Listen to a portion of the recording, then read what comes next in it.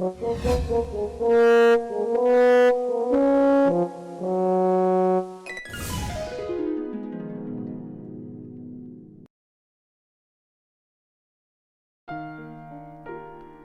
Salette மாதா திருத்தலம் ஏறக்குறைய 1800 metre உயரமுள்ள மலை மீது அமைந்துள்ளது. 1846ஆம் ஆண்டு செப்டம்பர் மாதம் 19ஆம் நாள் மேக்சிம் மற்றும் மெலனி என்னும் இரு சிறுவர்கள் ஆடு மேய்த்து கொண்டிருந்தனர். அங்கு அப்பொழுது உருளை வடிவ நெருப்பு வளையம் ஒன்று அங்கு தோன்றியதையும் அந்த வளையத்திலிருந்து ஒரு அழகிய பெண் தோன்றியதையும் கண்டனர். அப்பெண்மணி அமர்ந்தவாறு தம் இரு கைகளால் முகத்தை மூடியவாறு காணப்பட்டார். அப்பெண்மணி ஒளியை போன்ற ஆடையை கொண்டதாகவும் ஜொலிக்கும் முகப்பாவம் உடையவராகவும் இருந்தார் என அக்குழந்தைகள் கூறுகின்றனர். அவருடைய குரல் மென்மையாகவும் தாயுள்ளம் கொண்ட கருணையோடு அவர் அக்குழந்தைகளை தன்னிடம் வரும்படி அழைத்ததாகவும் அக்குழந்தைகள் கூறுகின்றனர். நான் உங்களுக்கு ஒரு முக்கிய செய்தியை சொல்ல இருக்கின்றேன் என அப்பெண்மணி பேச ஆரம்பிக்கின்றார். நான் இம்மக்களின் பாவங்களின் பொருட்டு வெகு நாளாக துன்புற்று கொண்டிருக்கின்றேன்.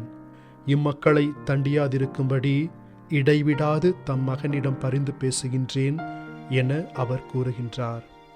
மக்கள் மனம் மாறி இறைவனிடம் திரும்ப வேண்டும் என்பதே அவருடைய செய்தியாக இருந்தது. இம்மக்கள் மனம் திருந்தாவிட்டால் இவ்வுலகில் பெரும் பஞ்சம் ஏற்படும் என்றும், ஒருவேளை இவர்கள் மனம் மாறுவார்களேயானால் இப்பாறைகள் கூட அவர்களுக்கு உணவாக மாறக்கூடிய அதிசயம் நடக்கும் என்று அவர் கூறுகின்றார்.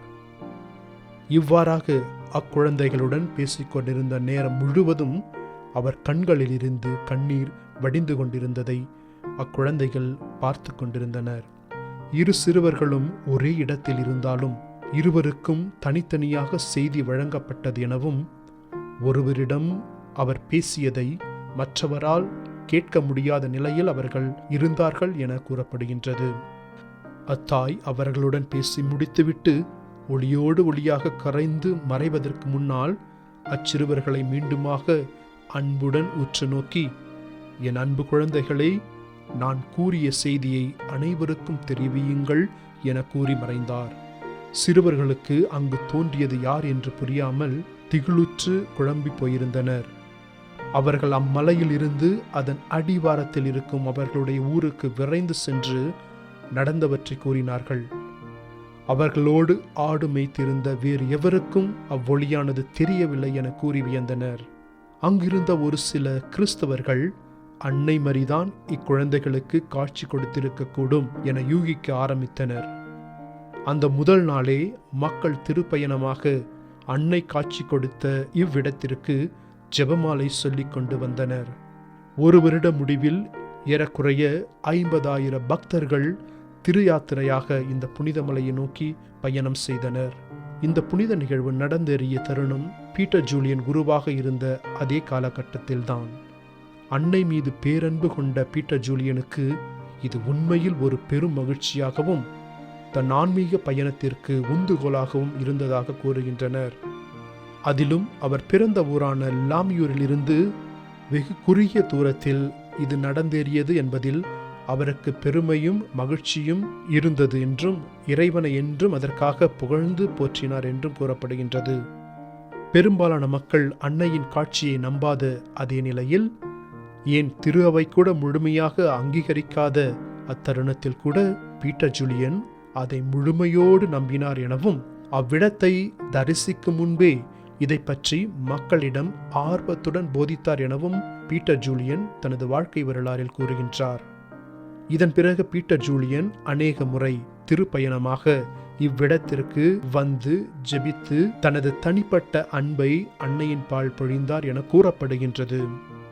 நற்கருணை சபை துவங்கிய பிறகு கூட பீட்டர் ஜூலியன் புனித சலேத் மாதாவிடம் சென்று தன்னுடைய சபைக்கான ஜெபத்தையும் அன்னையிடம் நற்கருணை சபையை அர்ப்பணித்து ஜெபித்தார் என்றும் தன் கைப்பட எழுதிய கடிதத்தில் தெரிவிக்கின்றார். நற்கருணை சபை துவங்கப்பட எல்லா விதத்திலும் ஊந்துகோலாகவும் ஆசீர்வாதமாகவும் இருந்த இந்த சலேத் மாதாவிற்கு பீட்டர் ஜூலியன் என்றென்றும் கடமைப்பட்டவராக இருக்கின்றார் என்று தனது கடிதத்தில் தெரிவிக்கின்றார். உண்மையில் பீட்டர் ஜூலியனுக்கு இச்சபை துவங்குவதற்கு முன்பாக சலேத் மாதா சபையில் குருவாக பணிபுரிய வேண்டும் என்ற ஆர்வம் இருந்ததாகவும் உருக்கமுடன் தெரிவிக்கின்றார். அன்னை மீது பீட்டர் ஜூலியன் கொண்ட பெரும் அன்பை போற்றும் வண்ணம் அவருக்கு அர்ப்பணிக்கப்பட்ட சிற்றாலயம் ஒன்று அங்கு வைக்கப்பட்டிருக்கின்றது.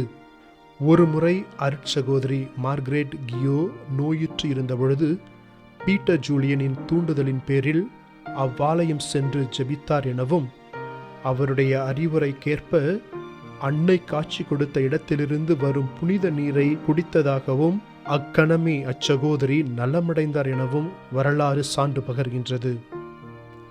எம் புனிதரை நற்கருணை சபையின் மேலான நிறுவனராக உயர்த்திய எம் சலேத் மாதாவிற்கு புனித பீட்டர் ஜூலியனின் அன்பு பிள்ளைகள் நெஞ்சார நன்றி செலுத்துகின்றனர்.